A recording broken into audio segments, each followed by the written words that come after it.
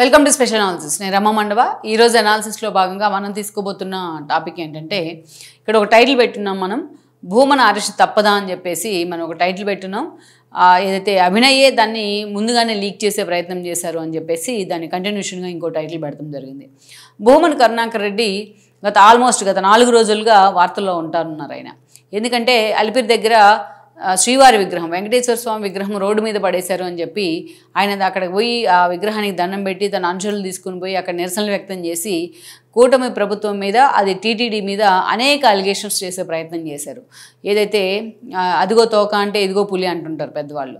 అలాగా ఈరోజు చూసినట్లయితే భూమన కరుణాకర్ రెడ్డి ఆ స్థాయిలో ఆ విగ్రహాన్ని ఏదైతే చాలా కన్ఫ్యూజ్ చేశారు జనాలను కూడా. నిజమేమో అనుకున్నారు. ఆ విగ్రహం ఫోటోలు చూసిన వాళ్ళు కూడా నిజమేమో, ఇంత విగ్రహము, అంత పెద్ద స్థాయిలో ఉన్న విగ్రహం అలిపిరి దగ్గర పడిపోయి అంటే కూటమి ప్రభుత్వం టీటీడీ ఎందుకు ఇన్ని రోజులుగా అధికారులు కానీ, టీటీడీ మున్సిపల్ సిబ్బంది కానీ, తుడాకి సంబంధించిన అధికారులు కానీ ఎందుకు దాన్ని చూడలేదు, భూమన చూసిందాకా అనేది చాలామందికి అర్థం కాలేదు. ఎప్పుడైతే ఈ అంశం మీద కూటమి ప్రభుత్వం ఫ్యాక్ట్ చెక్ చేసే ప్రయత్నం చేస్తుంది ప్రతి ఇష్యూలో, కేవలం ఈ ఇష్యూలోనే కాదు, ఏ అంశం మీద వైసీపీ బురద జల్లే ప్రయత్నం చేసినా వితిన్ ఫ్రాక్షన్ ఆఫ్ సెకండ్లోనే ఫ్యాక్ట్ చెక్ టీం ఉన్నారు అక్కడ టీడీపీ వింగ్లో, సోషల్ మీడియా వింగ్లో. వాళ్ళు అప్పటికప్పుడు దాంట్లో అసలు వాస్తవాలు ఏంటి, నిజాలు ఏంటి అనేది బయటపెట్టే ప్రయత్నం చేస్తూ ఉన్నారు. ఈ రోజున ఏకంగా దాన్ని అది వెంకటేశ్వర స్వామి విగ్రహం కాదు, శనీశ్వరుడి విగ్రహం అని చెప్పేసి వాళ్ళు క్లారిటీగా దానికి సంబంధించిన నిజాలను బయటపెట్టారు. అంతేకాదు ఇక్కడ అప్పుడు గతంలో స్థపతులు ఆ విగ్రహం చేసిన వాళ్ళు ఎవరైతే ఉన్నారో అక్కడ ఆయన కూడా వివరణ ఇచ్చున్నారు. గతంలో మేము బల్క్లో విగ్రహాలు చేసాం, తర్వాత అక్కడి నుంచి మేము రోడ్డు వేస్తున్నారు, అక్కడ ఏదైతే కొన్ని కార్యాలయాలు వస్తున్నాయి అంటే అక్కడి నుంచి మేము ఖాళీ చేసాం.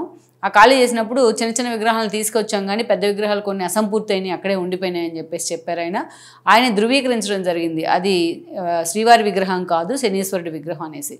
సో అదే విగ్రహాన్ని ఎక్కడో చాటు పెట్టుంటే పోయేది, బట్ అదేమీ లేకపోతే ఒక హత్య చేసినంతో లేకపోతే ఇంకోటి జరిగినంతో సీరియస్ అయిన విషయం అయితే కాదు. కోడిగుడ్డు మీద ఈకలు బీకే విధంగా ఈరోజు భూమన లాంటి వ్యక్తి తన స్థాయి తగ్గించుకొని మరి ఆ ఇష్యూని ఏదో హడావిడి చేశారు. కూటమి ప్రభుత్వాన్ని అటు టీటీడీని ఇరికించానే అనుకున్నారు ఆయన. నిజానికి మనం చూసినట్లయితే భూమన కరుణాకర్ రెడ్డి వైఎస్ఆర్సీపీలోనే సంథింగ్ డిఫరెంట్గా ఉండే నేత ఆయన. ఎందుకంటే అందరిలాగా ఆయన వైఎస్ఆర్సీపీ నేతలు చాలామందిలాగా ఆయన ఎప్పుడు కూడా తన స్థాయి తగ్గించుకొని విమర్శలు చేసిన సందర్భాలు ఉండవు. ఆయన ఎవరిని తిట్టినా పద్ధతిగా తెలుగు భాషను పూర్తిగా వాడుతూనే తిడతారు, అంతేగాని ఎక్కడ బూతులు మాట్లాడి వార్తలోకి ఎక్కుదామన్న ఆలోచన ఆయన ఎప్పుడూ చేయరు. కొంచెం ఆ క్రెడిబిలిటీ, ఆ డిగ్నిఫైడ్నెస్ మెయింటైన్ చేస్తూ ఉంటారు ఆయన. వైఎస్తోని సన్నిహితుడిగా ఉన్న, వైఎస్ఆర్ ఉన్నప్పుడు ఆయన ఎమ్మెల్యేగా పనిచేసిన, వైఎస్కి అంత క్లోజ్ అసోసియేట్గా పేరున్నా ఎప్పుడు కూడా ఆయన మీద ఆ స్థాయిలో ఎలిగేషన్స్ అయితే రాలేదు. అక్కడి నుంచి మనం చూసినట్లయితే భూమన కరుణాకర్ రెడ్డి జగన్మోహన్ రెడ్డి వెంట నడిచే ప్రయత్నం చేసినా ఆయన 14 ఎన్నికల్లోని ఓడిపోవడం జరిగింది. అక్కడి నుంచి మనం చూస్తే 19 ఎన్నికలు వచ్చేటప్పటికే ఆయనకే జగన్మోహన్ రెడ్డి టికెట్ ఇచ్చే ప్రయత్నం చేస్తే ఎమ్మెల్యే కావడం జరిగింది. జిల్లాకు చెందిన చెవిరెడ్డి చాలా క్లోజ్ అయ్యారు జగన్మోహన్ రెడ్డి. అదే జిల్లాకు చెందిన రోజాకు జగన్మోహన్ రెడ్డి మంత్రి పదవి ఇచ్చారు, ఏపీ ఐఏసీ ఇచ్చారు. అదే జిల్లాకు చెందిన నారాయణ స్వామికి జగన్మోహన్ రెడ్డి ఉప ముఖ్యమంత్రి పదవి ఇచ్చారు. కానీ వీళ్ళందరికంటే సీనియర్ నేత ముందొచ్చిన భూమన్ను మాత్రం పక్కన పడేశారు జగన్మోహన్ రెడ్డి. ఇక భూమన్ని అలాగ పక్కన పెడితే దానికి పార్టీ వాయిస్ పోతుంది అనుకున్నారో తిరుపతిలో ఏమో, కానీ లాస్ట్ మీట్లో అంటే 2 సార్లు తన బాబాయ్ సుబ్బారెడ్డిని టీటీడీ చైర్మన్ చేయడం జరిగింది. లాస్ట్ మీట్లో ఆయన్ని ఇక ప్రభుత్వం పడిపోతుంది, దిగిపోతుంది అన్న సమయంలో ఆయన టీటీడీ బోర్డు చైర్మన్గా చేశారు.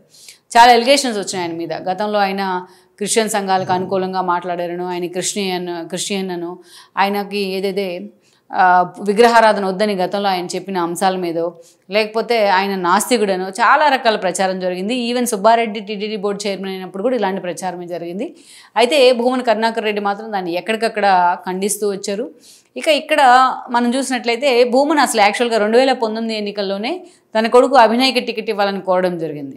బట్ అభినయ్ని అన్ని విషయాల్లో కీలకం చేశారు, కానీ జగన్మోహన్ రెడ్డి టికెట్ మాత్రం భూమనకే ఇవ్వడం జరిగింది. 5 ఏళ్ల పాటు ఆ అధికారంలో ఉన్న సమయంలో అభినయ్ రెడ్డి కూడా చాలా సీరియస్గా తిరుపతికి సంబంధించి తుడా కావచ్చు, మున్సిపాలిటీ ఇష్యూస్ కావచ్చు, చాలా వాటిల్లో ఆయన సీరియస్గా ఇన్వాల్వ్ అయ్యేవారు. కొన్ని ఆరోపణలు కూడా వచ్చున్నాయి ఆయన ఇన్వాల్వ్మెంట్కి సంబంధించి. అక్కడి నుంచి మనం చూసుకుంటే మొన్నటి ఎన్నికల సమయంలో ఆయన టీటీడీ బోర్డు చైర్మన్ పదవి ఎప్పుడైతే దక్కించుకున్నారో అప్పుడు ఆయనకి టీటీడీ బోర్డు చైర్మన్గా ఉన్నారు కాబట్టి ఆ టికెట్ని అభినయ్ రెడ్డికి ఇచ్చేందుకు జగన్మోహన్ రెడ్డి అంగీకరించారు. మొన్నటి ఎన్నికల్లో తిరుపతి నుంచి అభినయ్ రెడ్డి పోటీ చేయడం జరిగింది, బట్ అభినయ్ రెడ్డి ఓడిపోయారు. మొన్నటి ఎన్నికల్లో టీడీపీ అక్కడి నుంచి గెలిచింది. సో అక్కడి నుంచి మనం చూసినట్లయితే తాను టీటీడీ బోర్డు చైర్మన్గా తీసుకున్న అనేక నిర్ణయాలని ఈ రోజున కొత్తగా నూతనంగా ఏర్పడిన టీటీడీ బోర్డు బయటికి తీసే ప్రయత్నం జరుగుతోంది. ఇక తాను ఎప్పుడు టీటీడీకి సంబంధించి అక్రమాల విషయంలోనూ, అన్యాయాల విషయంలోనూ, దర్శనాల విషయంలోనూ కొన్ని క్వశ్చన్స్ రైజ్ చేస్తే దానికి అటు టీటీడీ చైర్మన్గా ఉన్న బీఆర్ నాయుడు వైపు నుంచి కూడా కౌంటర్లు పడుతూ ఉన్నాయి. అనేక రకాలుగా భూమన క్రెడిబిలిటీని కూడా ఇటీవల కాలంలో ఆయన ప్రశ్నించడం జరిగింది. ఇక ఏదైతే ఇలాంటి సమయంలోనే భూమన ఆల్రెడీ తనకి ఎక్స్పీరియన్స్ ఉంది కాబట్టి టీటీడీ బోర్డు చైర్మన్గా పనిచేసిన అనుభవం కావచ్చు. సో టీటీడీలో ఏ చిన్న ఇష్యూ జరిగినా దాన్ని సోషల్ మీడియాలో ఫ్లేరప్ చేసే ప్రయత్నం చేస్తున్నారు ఆయన. దాన్ని వెనక ముందు ఆలోచన లేకుండా కొన్ని ఇష్యూస్ వస్తూ ఉంటాయి కానీ బట్ ఆ స్థాయిలో క్రెడిబిలిటీ ఉన్న నేతగా భూమన వాటిని క్రాస్ చెక్ చేసుకోవాల్సి ఉంటుంది. కానీ ఏదైతే ఈరోజు అదిగో తోక అంటే ఇదిగో పులి అన్నట్టుగా ఆయన శ్రీవారి విగ్రహం పేరుతో చేసిన హడావడి నిజంగా మరొకసారి సోషల్ మీడియాలో కావచ్చు, మెయిన్ స్ట్రీమ్లో కావచ్చు వైసీపీ ఈరోజు ఫూల్ అయింది. సో అయితే శంకుచక్రాలు ఎందుకు ఉన్నాయని అడుగుతూ ఉన్నారు ఆయన. శంకుచక్రాల విషయం కూడా ఈ రోజున అక్కడ శంకుచక్రాలు లేవు అనేసి ఏదైతే టీడీపీ ఫ్యాక్ట్ చెక్ విభాగం కూడా దాన్ని పూర్తి స్థాయిలో క్లారిటీ ఇచ్చే ప్రయత్నం చేస్తూ ఉంది. ఇక్కడే మనం చూసినట్లయితే ఇక్కడ పైకి ఫైట్ చేసింది ఆయన విగ్రహానికి సంబంధించి. అయితే ఎప్పటి నుంచో ప్యారలల్గా ఏదైతే విజిలెన్స్ ఎంక్వైరీ నడుస్తూ ఉంది కొన్ని ఇష్యూలకు సంబంధించి. ఆయన టీటీడీ బోర్డు చైర్మన్గా ఉన్నప్పుడు ఇంజనీరింగ్ పనులకు సంబంధించి పూర్తి స్థాయిలో కొత్త నోటిఫికేషన్లు కానీ కొత్త టెండర్స్ కానీ వేయడం జరిగింది. ఆ వర్క్స్కి సంబంధించి చాలా అవకతవకలు, అక్రమాలు జరిగాయని చెప్పి టీటీడీ విజిలెన్స్ నిర్ధారించింది ఇప్పటికే. సో ఈ క్రమంలోనే దీంట్లో ఆ రోజు బోర్డు చైర్మన్గా ఇన్వాల్వ్ అయ్యి ఉన్న భూమన కరుణాకర్ రెడ్డి పాత్ర చాలా సీరియస్గా ఉందని చెప్పి కూడా విజిలెన్స్ బయటికి తీసుకొచ్చింది కొన్ని ఆధారాలతో సహా. అందుకని ఈ రోజున ఆయనకు నోటీసులు కూడా సర్వ్ చేస్తున్నారు. ఆయన ఆల్మోస్ట్ ఆయన అరెస్ట్ కూడా కాబోతున్నారు. సో ఈ ఇష్యూ కాదు, యాక్చువల్గా ఆయన వెంకటేశ్వర స్వామి విగ్రహాన్ని హైలైట్ చేసే ప్రయత్నం చేశారు కానీ ఆ ఇష్యూలో ఆయన అరెస్ట్ అవ్వటం లేదు. ఇప్పటికే టీటీడీ విజిలెన్స్ ఆయన మీద కేసు కూడా నమోదు చేసిన పరిస్థితి ఉంది. ఇలాంటి సందర్భంలో ఆయన అరెస్ట్ అనే అనుమానాలు అందరికీ వస్తున్న సమయంలో ఆయన సొంత కొడుకైన అభినయ్ ఈరోజు దీన్ని హైలైట్ చేసే ప్రయత్నం చేశారు. మా నాన్నను అరెస్ట్ చేసే అవకాశం ఉందని చెప్తూనే ఎన్నో పోరాటాలు చేసి వచ్చారు, అలాంటి భూమనను 4 గోడల మధ్య జైల్లో పెట్టలేరు అని చెప్పేసి ఆయన ఎమోషనల్గా ఒక ట్వీట్ చేయడం జరిగింది. సో ఒక ఆందోళనకరమైన వాతావరణం తిరుపతి వేదికగా భూమన అనుచరులు కూడా అక్కడ హడావిడి చేస్తూ ఉన్నారు. సో ఈరోజు రేపో విజిలెన్స్ ఆయన్ని పూర్తి స్థాయిలో అదుపులోకి తీసుకునే అవకాశం అయితే కనిపిస్తోంది. ఇక్కడ మనం చూసినట్టయితే చాలా స్ట్రాటజిక్ ప్లే జరుగుతోంది కూటమి ప్రభుత్వం వైపు నుంచి. ఇక్కడ అదే జిల్లాకు ఆ పక్కనే ఉన్న చంద్రగిరి కాన్స్టిట్యున్సీకి సంబంధించి చెవిరెడ్డి భాస్కర్ రెడ్డి ఇప్పటికే లిక్కర్ స్కామ్లో పూర్తిగా ఇన్వాల్వ్ అయ్యి అరెస్ట్ అయ్యి ఆల్మోస్ట్ 100 రోజులుగా జైల్లో ఉన్నారు ఆయన. మరోవైపు చూసినట్లయితే ఇక ఆ పక్కనే ఉన్న భూమన కరుణాకర్ రెడ్డి కూడా ఈరోజు అరెస్ట్ అయ్యే అవకాశం స్పష్టంగా కనిపిస్తోంది. ఇప్పటికే చెవిరెడ్డి కొడుకు మోహిత్ రెడ్డి కూడా అప్స్కాండ్ అయి ఉన్నారు. మరోవైపు చూస్తే ఈరోజు అభినయ్ రెడ్డి ఇప్పటికే మీడియా ముందుకు వచ్చి తన తండ్రి తరపున పోరాటం చేస్తూ ఉన్నారు. అంటే కూటమి ప్రభుత్వం పెట్టే కేసులను ఎదుర్కోవడంలోనే వీళ్ళకి టైం అంతా సరిపోతున్న పరిస్థితి అయితే ఉంది. ఆల్మోస్ట్ అదే జిల్లాకు చెందిన పెద్దిరెడ్డి రామచంద్రారెడ్డి కొడుకు మిథున్ రెడ్డి జైల్లో ఉన్నారు. పెద్దిరెడ్డి పూర్తిగా అసలు వైసీపీలో ఉన్నారా లేదో తెలియని పరిస్థితి ఉంది.